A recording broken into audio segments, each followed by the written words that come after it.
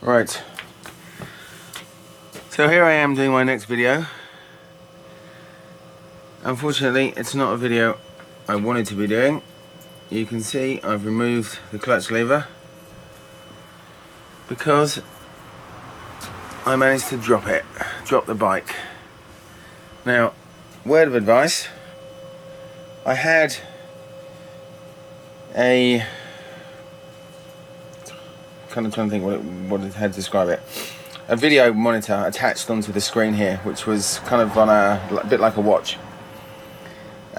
It fell down while I was riding along. It was hanging along here, dangling down there, and fortunately for me, I came into a car park, and as I was on full left block as it is now, I'd applied the brake just to slow down a bit, and I was just turning into the parking space, and the monitor jammed in the front brake, and the front brake didn't release.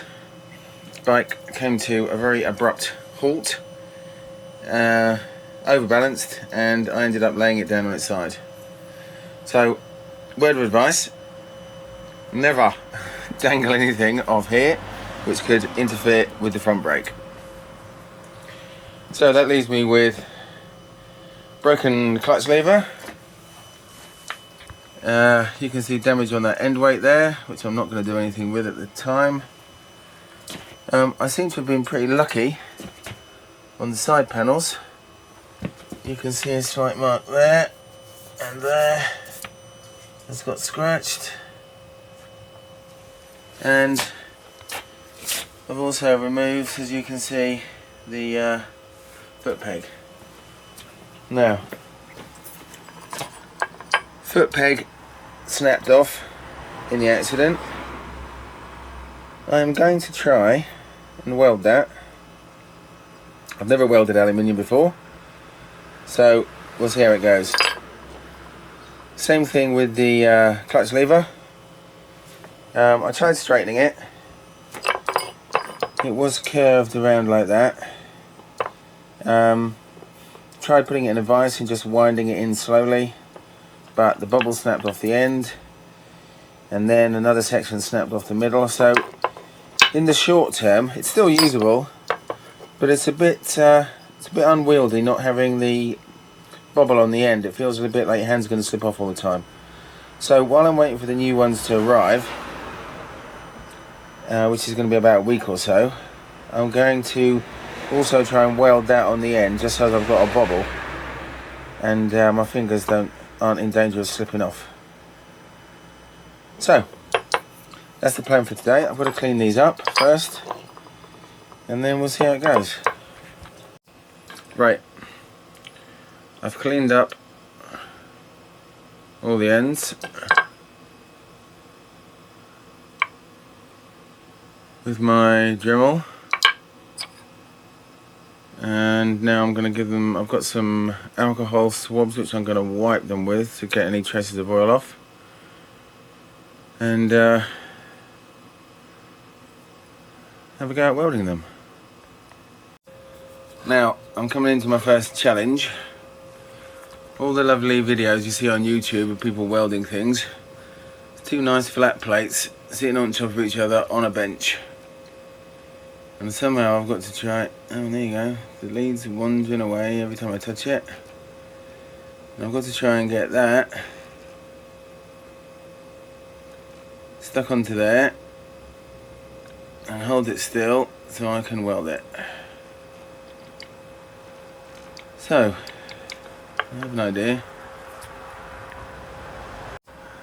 So those of you with more experience may be laughing at this time, but I'm holding it on with some sticky tape. I'm going to try and tack the two sides and hope that the sticky tape won't melt before I... Nah, it's not going to hold. Okay, I'm going to think of something else. Right, I've tried a few different things. I'm going to try and just see if I can tack that using the torch with one hand and holding it with the other. I've got what I think is a nice short electrode. About as short as I can manage, and try again. Right, well that went a lot better. Managed to build up that corner a bit, but it's still all got very hot. And somehow my electrode is burnt back. I didn't touch it. I'm going to try to lower the current a bit more. And also I think it's in pulse mode. So I'm going to try and turn off pulse mode as well. Right. Well, that didn't go quite to plan again. I think maybe it's got too contaminated. The last couple of runs I've turned the current up, but it's not forming a pool at all. It's just sparking around everywhere. There's a massive, massive arc. It's not focused at all. Even though I've turned the frequency up, I'm up to 150, and all of a sudden the whole end just melted. So I'm wondering maybe if it's got too corroded, oxidized. So I'm going to try regrinding it and kind of start again. Right, trying a different way. I'm going to try and weld it straight in. I've cleaned it all up.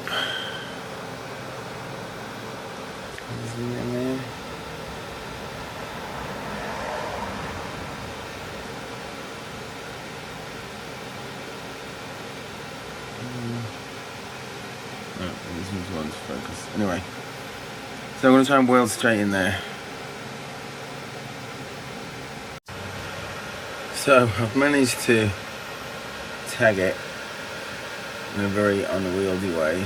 But anyway, it's holding. I'm going to try and weld across there.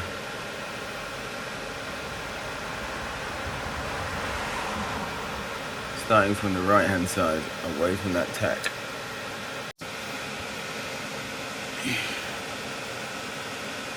Not good. And I'm suffering really badly with tungsten contamination. It just doesn't seem to melt. Metal doesn't seem to, the brake lever doesn't seem to melt the aluminium, and then all of a sudden it jumps onto the electrode. I don't know if that means I'm a bit too close, but you know, I'm holding it away, all of a sudden the lump will melt and jumps onto the electrode. It is driving me around the bend. Anyway, try again. As with most of my welds, it ain't pretty, but I've began to get a bit of a pull. It didn't seem to puddle. I changed the percentage, what's it, to get more penetration and less cleaning, and I think that helped a bit. So anyway, that seems to be starting to weld. Right, I got a little bit carried away. That all seems to be done. I started filing it and I suddenly thought, oh, I forgot to do and I've finished one. So, what it turned out, nowhere near enough current. I was using the foot pedal and I've got 114 amps, and so I was just start the arc, crank the pedal up, and then it starts melting, whereas before there just wasn't enough heat coming through and it was just going all over the place. So it was much more focused. So that's a nice angle. That's a little bit of a shoulder there, but the thing was narrower anyway. So I'm just going to file that down. Right, that needs a little bit more smoothing, but overall I am pretty pleased with that. One clutch lever, just looks like a shorty clutch lever. Right, that's it finished. This is as clean as it's going to get. Yeah, should clean that up a bit. Right, maybe I'll polish that a little bit. I've got nothing to polish it with, just a bit of sandpaper. But I think that's good enough. Right, the clutch lever. That works fine. And I can fit 2 fingers on it, 3 fingers. Works very well. So, 1 out of 2. Not bad. Before I close, I'd just like to give a shout out to Barnet Welding Supplies.